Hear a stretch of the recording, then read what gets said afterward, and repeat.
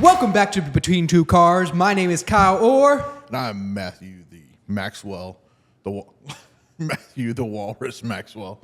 As you can see, this is a new kind of episode today. We got special guest. My name is Glen Brown. And I am Tallahassee Dan. Frickin', this is the man of the hour right here. We're coming on here just to give you guys our stories. Hopefully we can entertain you, provide you with some late night education entertainment.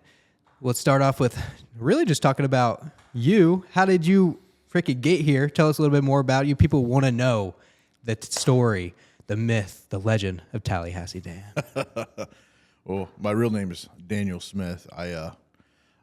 Long story short, I ended up in the car business and kind of fell in love with it. But growing up, small town, southeast Missouri, and played a lot of baseball, was really into sports, very competitive person, and started, looking for a job when I got out of college. Worked at a prison for like 5 years. Oh, seriously? Yeah. That's crazy.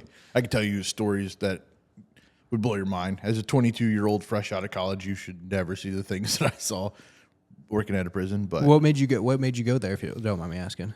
that's who was hiring.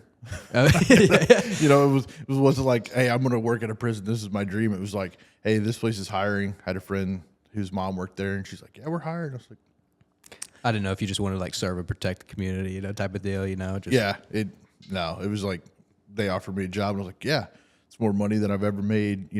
Through college, worked at like Tyson and some of these other places, and it was hourly, break your back kind of work. And I was like, this isn't very much fun, but working at the prison was a lot of fun. Loved the people that I worked with, and met my wife. I love to tell people I met my wife in prison. We both worked there, so that's awesome. yeah. And but worked there for a little while, and then I had an opportunity to go work for Orscheln's and rip Orscheln's. Now they're Bumgars and Tractor Supply and all that, but worked for them for a little while. Worked my way up, became a store manager for them.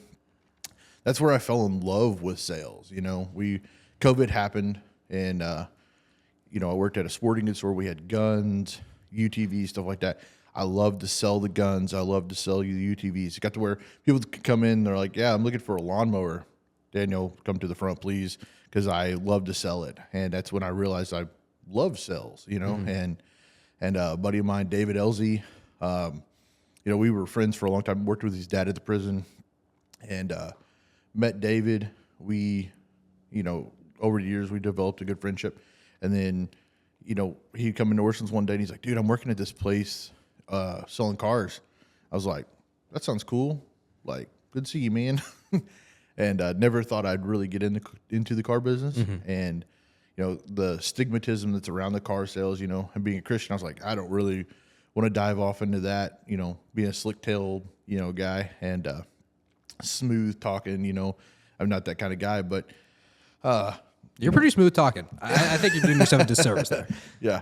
Well, I've my skills have been developed, but I just didn't want to be a dishonest guy, and but with COVID, retail was out of this world. It was insane. It was so busy, and I was really getting burned out. I love the selling side of retail, but I hated the stocking of the shelves and all the stuff that goes along with it. I was like, that's just not very much fun. So I got burned out on it, and I started praying, asking God, like, hey, what's my next plan here? Like, I know you're calling me away from this, but what can I get into?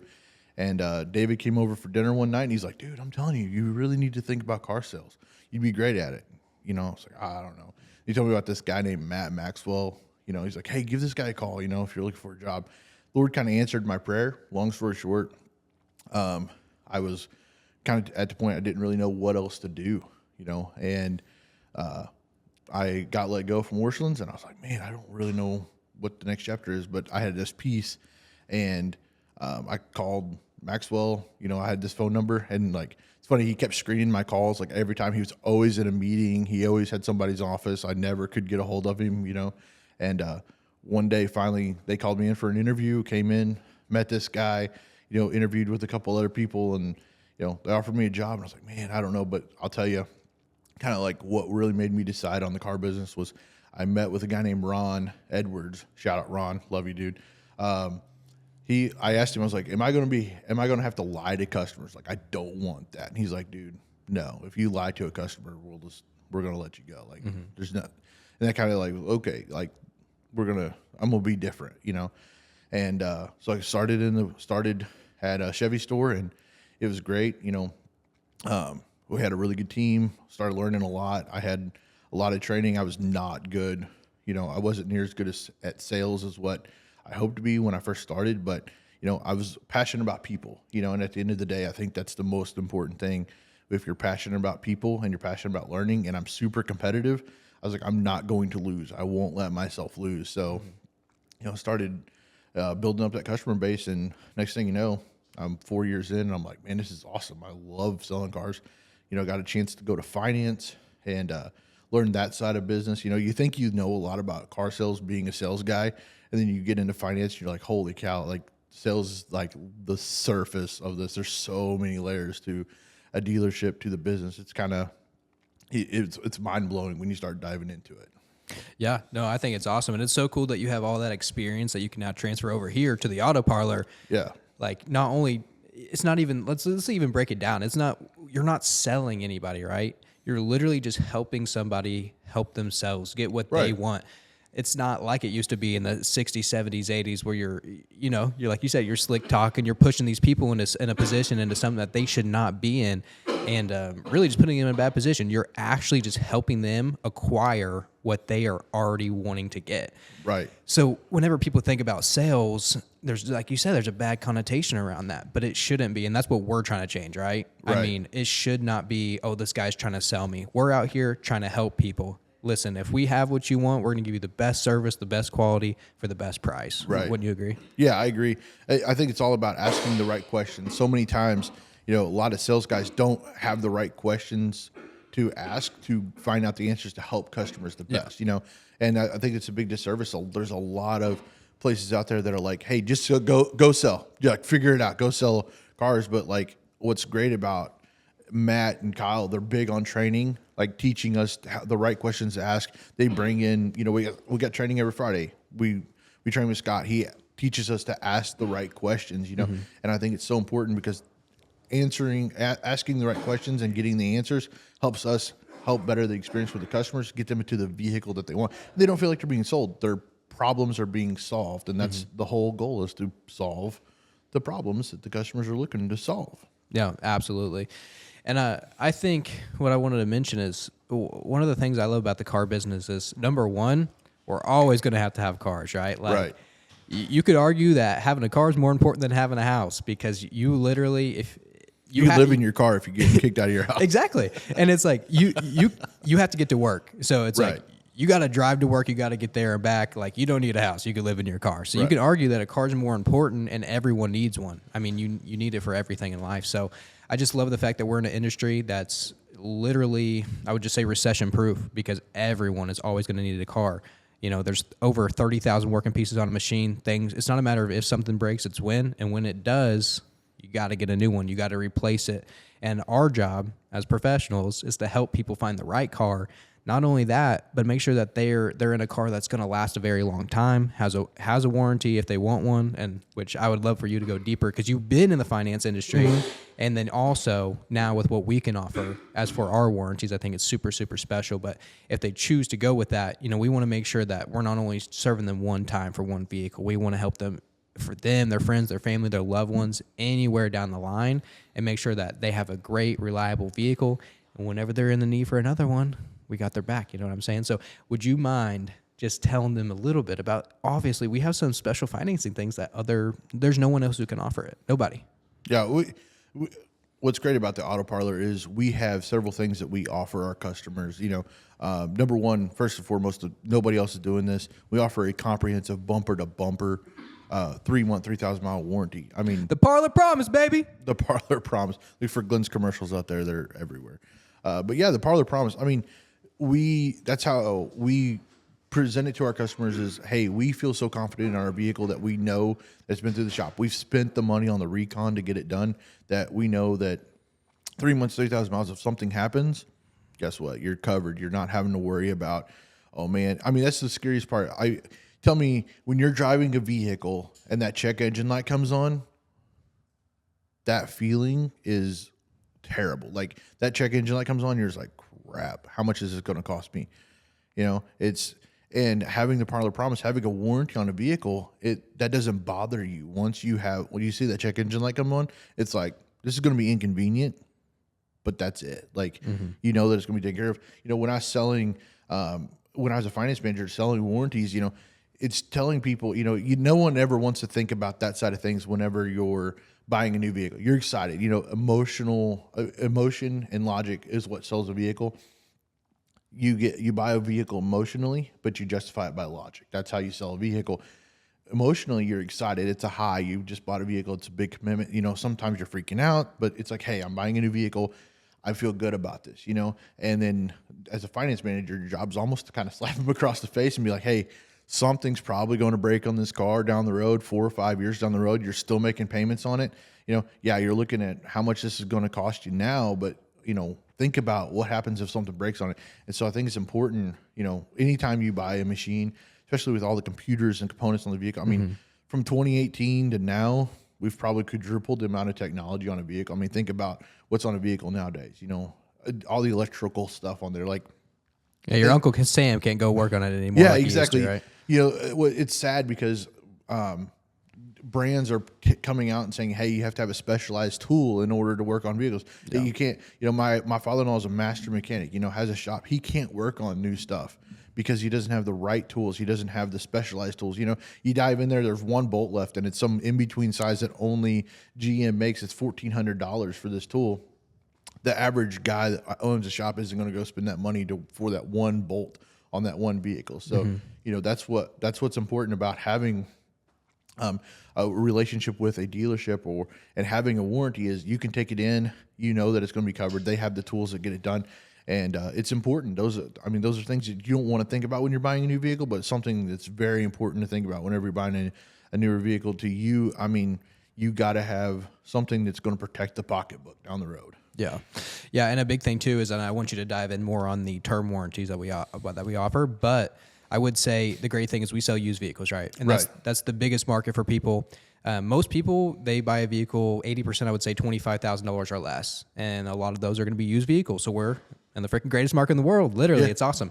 And with that being said, whenever you buy a vehicle, you want to make sure, obviously, that it's covered. It's a great vehicle, and that's why we do the Parlor Promise. It would be so silly to offer that and not put in the work into it. Now, a lot of people out there, our audience, are freaking amazing viewers out there. You have to realize that a lot of these dealers, especially, you know, smaller independent lots, mom and pop shops, and even some of the bigger corporate dealers. I worked at Reliable Chevrolet, just like you, Daniel. I worked at other dealers as well, and it's like, I mean, sometimes the reconditioning, they don't really recondition them. That's just the truth of the matter. I mean, they might put like $500, but you know, $500 can't even put a set of tires on a car. I mean, maybe some like may pop tires that may pop when you drive off the lot. You know what I'm saying? But like, they don't do their due diligence, and they say, and they'll tell you, if this is an as-is car, right? This is as-is. If you drive off the lot, it breaks in half, you own 2 pieces of that. Like, how slimy is that? I mean, that's crazy to me. And that's what we're trying to do. We're trying to completely change the way our company is done first, the industry, the way it's viewed, and the term freaking warranties. Yeah. Tell them a little bit more about that. So, you know, that's what's great about the partners that we have with some different warranty companies is we can take late model cars. You know, you take something that's a 2015, 2014, you know, it's 10, 11 years old now, and you can, as long as it's got less than 200,000 miles on it, I can put an unlimited mileage warranty on it. What? Unlimited, yeah. Like, think about that.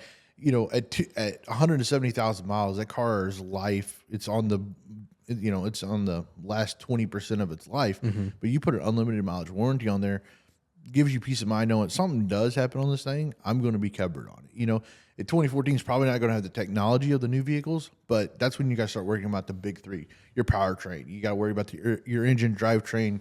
You know, you got to worry about those things. That's where the value really comes in. Is those things that go out, you might as well just get a new car. But with our warranties, that's going to cover that. You know, and they're not like limited to just pieces or parts or whatever. They're truly bumper to bumper. So, you know, one of the little things that go out on it, it's still going to be covered for you. You're not having to worry about, oh shoot, man, like my engine light comes on. Now my car's making a funny noise. You don't have to worry about it. You've put 50,000 miles on it since you bought it. It's something that's still covered for you because it's unlimited mileage. So you're telling me, Daniel, Mr. What was it? Tallahassee Dan. You're telling me I got a 170,000 mile car that I acquire from the Auto Parlor, and I buy a term warranty, and I put 100,000 miles on it. Now it has 270,000 miles on it. If I bought that warranty, I would still be covered. You'd still be covered on it as long as you're within the term. Terms and conditions apply. As long as you're still within the term. But I mean, well, I know where I'm buying my next car from. That's all I know. Makes sense. You kind of have to, Glenn. Yep, that is true. But I would love to. With that being said, we really do offer a bunch of amazing things that most companies do not. You have to separate yourself. You have to stand out. You got to be different. People want to do business with people that they like, people that they trust, and that's all we're trying to do. One of the biggest reasons that I came over here, and I know you did as well, is this is a faith-based company. Very proudly, we stand on that. Right. It means everything to have a group of people, from literally our videographer to everyone who helps around here, to the owners, to everybody. We all love God. We love Jesus. We literally pray together. We talk about it. We're in the Word. We're in the Bible. We're making sure that we're trying to hold each other accountable, to bring up things that we see that are weaknesses that we can do better at. And I think that is so powerful. A lot of people don't want to talk about religion. They don't want to talk about their faith because they feel like that's going to siphon off a certain amount of people, which is not true. I mean, if you're the whole idea around religion and faith is just being the best person you can be, loving yourself, loving others as you love yourself, and just trying to be a light in this world, which is a dark world right now. Right. And so that was a major, major, major part of me coming over here, is because they truly believe, and everything that we do is going to be based off of that. So hopefully that means the world to you guys out there watching this. Tell them a little bit about, I guess how you feel about it. That's one of the biggest things that brought me here is, I had where I was at before, like I got selected for a program through my church, a leadership program. And, I gave 2 months advance notice that I needed to have off so I could do this. And they told me at the last minute that they couldn't let me do that, and it was one of the final things. It was like, man, they really don't care about anything outside of this place, and I wanted to have my life back. I felt like I was missing out on family time. I was missing out on so many things. And with the Auto Parlor, Matt's like, hey, this is what we're about. And coming in here and talking and stuff and praying about it, I just knew, I talked to a lot of my mentors, talked to my pastor, talked to these guys, and they're like, hey, if you can make this work, and lots and lots of prayer, I'd never take a decision lightly when it comes to a career change or something like that. I was leaving a position where I was very happy. I had great people that I worked with. I made money. Like, it was like, okay, this is great. A lot of people look at it, hey, you've made it, you've achieved something, you're at a level now. And then an opportunity to come somewhere where they support, if I need to have off for, I need to leave early on a Friday to go to a church meeting or something. Hey, they're for it. I left early on Monday. We had a cornhole tournament at my church, and I got to go to that. They didn't care that I left a little bit early. And that's what's great is, we all support each other in that. Matt's taking off tomorrow for a church event. He just got a new position within the Catholic Charities, and that's what he's going to do. So that's what's great. And I also want to talk about, what we do with our dock fee. A lot of places that when you go buy a car, there's fees and stuff like that you have to pay out of that. But a lot of times it's profit for the dealership. Yeah. Spoiler alert, it's profit for the dealership. But what we do here is it's $316. And what we do with that is that goes into a side account, and we use that money to donate back to charities in the community. It's part of giving back. There's a reason why it's $316. We have that, and we give that back to the community. That's a huge thing. What we did, what was it, 2 months ago, we donated it to one of the Catholic charities here in town where they take care of pregnant women with new babies and stuff like that. We give that back to them, help support that ministry. That's a ministry people don't even know it's here because they can't really advertise where it's at or anything like that, because these are women that are escaping bad situations. They're women that are living on the street, that are on drugs, that need some help, and the church is able to help them. And that's so important that a business gives back to the community to help take care of the people that are here locally, that need that help, that are willing to open up the door, they'll open up the pocketbook and say, hey, this is bigger than what I am. This is bigger than who we are. Let's take care of our own.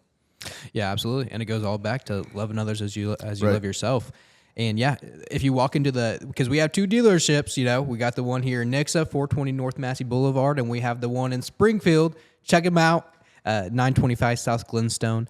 If you walk into the Nixa one in here, you'll see right when you walk in, right to the right, it's Romans 13:16, and that is where the 316 for the dock fee Right. transpired from.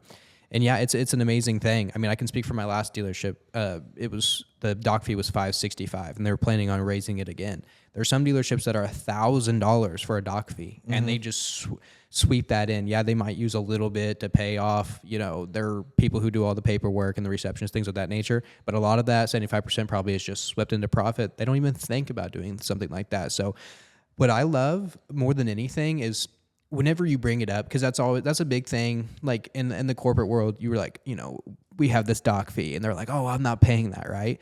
They do that because they've been hurt so many times. They feel like they've got over on so many times. But then whenever you really get to explain the story that we get to do that with the money, I haven't had one person who said they're like, wow, that's really cool. And that's it. Yeah, it's a huge deal. When you tell people what it goes towards, oh, wow. It's all about just telling people why we do things differently, who we are, why we are different from somebody else. It's because we actually do care. That money goes back into the community, and people are more than happy to do that. No, 100%. It's an honor. It's a privilege to be able to do that and to help the community. And what we would like for you guys to do is anything like in the community, any I would say non-for-profits or anything that you feel like that money could be good to be donated to, just drop it in the comment section below.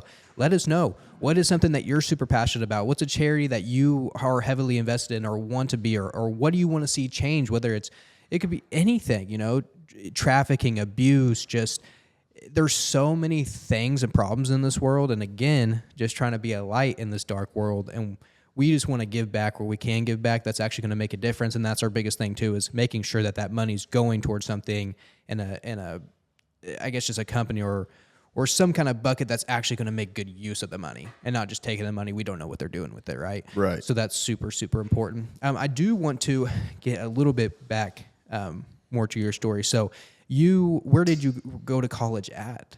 So I went to 2 colleges. I went to Mineral area, which is over by Farmington, Park Hills, Missouri, on the east side of the state. It's where I'm from. I grew up on the east side. I grew up in a little town called Piedmont. And, then I finished up my degree down at Arkansas Tech, down in Russellville, Arkansas. Reminds me of that Halsey song, that East Side song. That's awesome. And so from there, what did you go to college for? So I actually have a degree in history. So I'm fascinated with history. I love history. I want to be a school teacher. That's what I was going to ask you next. Yeah, I want to be a school teacher. That was kind of the goal. The dream was to be a teacher, mainly more to be a baseball coach than it was to be a teacher. And God had other plans. I graduated from college and I was applying for some different places. But really, I needed a job very quickly. I had a job lined up in Searcy, Arkansas, being a baseball coach and working at a school there, and they had budget cuts come in, and I was the lowest man on the totem pole, so I was the first one out, and I called my mom. Shout out, Mom. Yeah. For sure. Like every other 22-year-old guy, when your world starts crashing down around you, I called Mom. Said, Mom, I don't know what to do. I'm a mama's boy too. I just have to throw that out there. Yeah, my mom was amazing. I called her and I was like, hey, I don't know what to do. Like I don't have a job now. I'm fixing to lose my apartment. Like, what do I do? She's like, all right, I'll be there at the end of the month. I had till the end of the month. Mm-hmm. She showed up in a pickup truck and we tied everything down and we ate on the way out of town, and she patted me on the back. She goes, you can move back in with me and Dad, but you got 2 weeks to get out. I was like, thanks, I appreciate that. So I moved back in on July 1st, and July 9th, I had a job offer to go work in Licking, Missouri at the old South Central Correctional Center. Heck yeah. Yeah. What's crazy is, just really that most of our clients are mothers, are women, and just how special it is to have a mom, and how important that is. I know that I've been through the same kind of situations. Your back's against the wall, you have no one to turn to, and you call your mom, and then she's just there to lift you up and be there for you. And definitely shout out to all the moms out there that are just there for their children and always trying to make them better. And it's just like yours in that situation.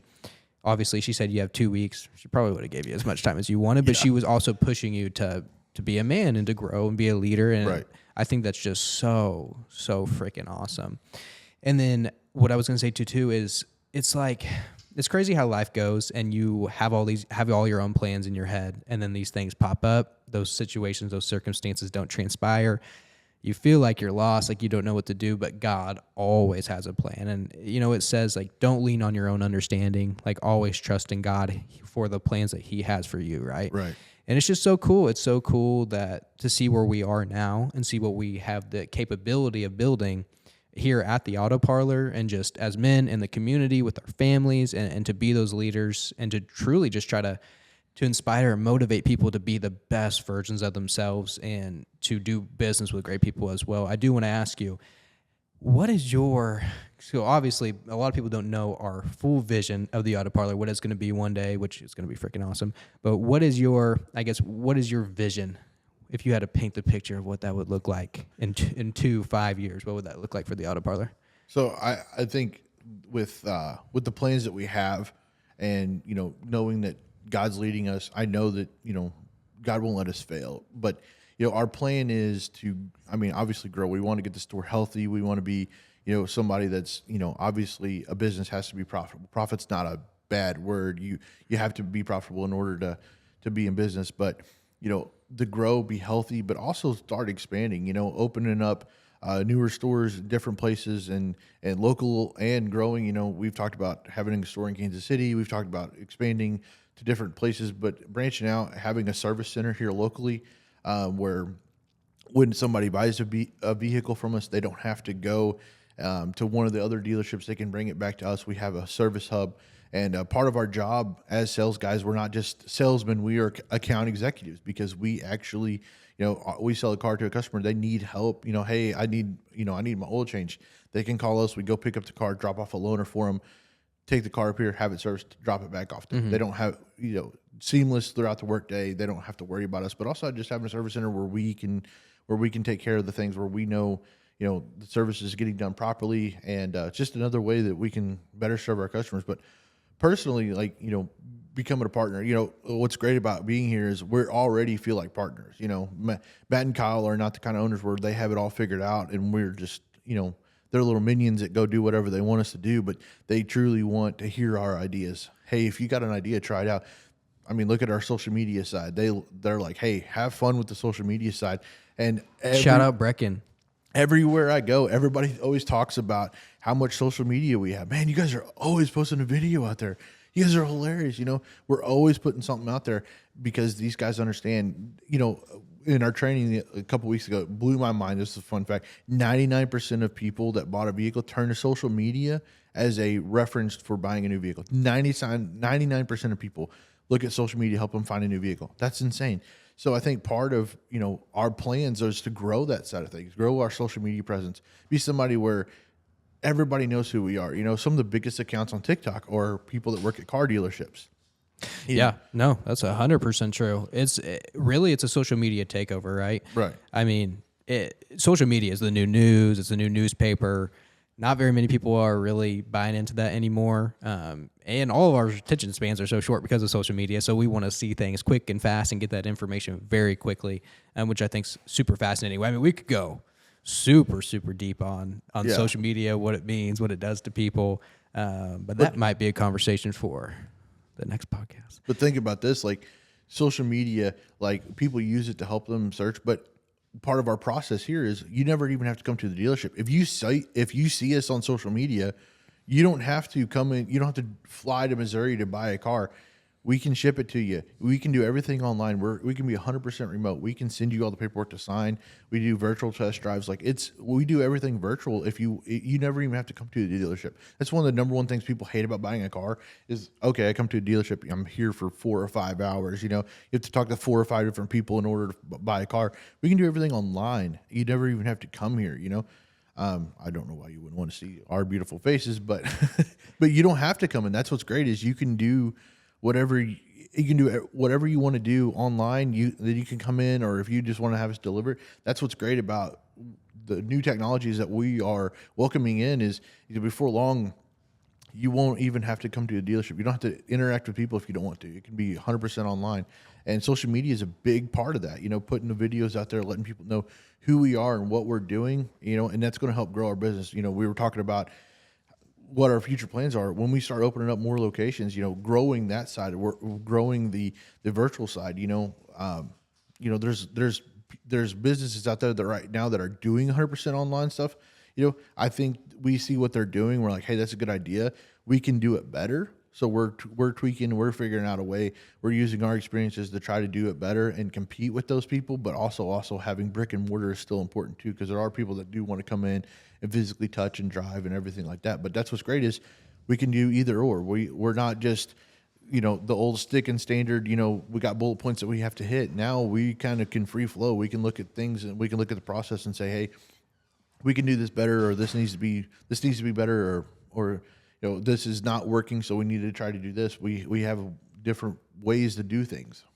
Yeah, I have to go back to this. I am so fired up on the fact that there is nowhere else that I know. If say that whatever happens, you need something fixed on your car, the fact that we will literally send someone down there for you. We will give you another vehicle to drive and make sure you are not vehicle-less, and we'll go get your vehicle fixed, and then we'll drop it back off and take the vehicle back from you. Like, the fact that we can do that for people, I think, is just so amazing. Like, just the anxiety, the fear you have, like you said, whenever that check engine light comes on, but then not only that, whenever you don't have a second vehicle, right? If it needs to be in the shop for a week or 2 weeks and you have nothing, like, there's so much fear and anxiety, and for us to be able to just literally check that off the box, that is amazing.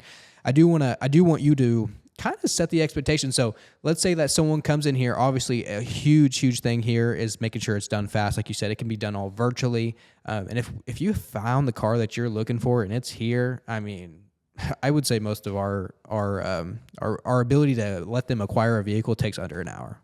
But what would you say to set the expectations for them when they come in? From the moment you meet them, how long do you think it'll take, and what do you want us to transfer over to them so they can expect what that experience will be like? Well, most of the time when a customer's coming in, they've contacted us first. Yeah. You don't have to. You can obviously drop by one of our 2 locations. Drop by, see Tallahassee Dan. You can either go to Nixa or the Springfield location right now.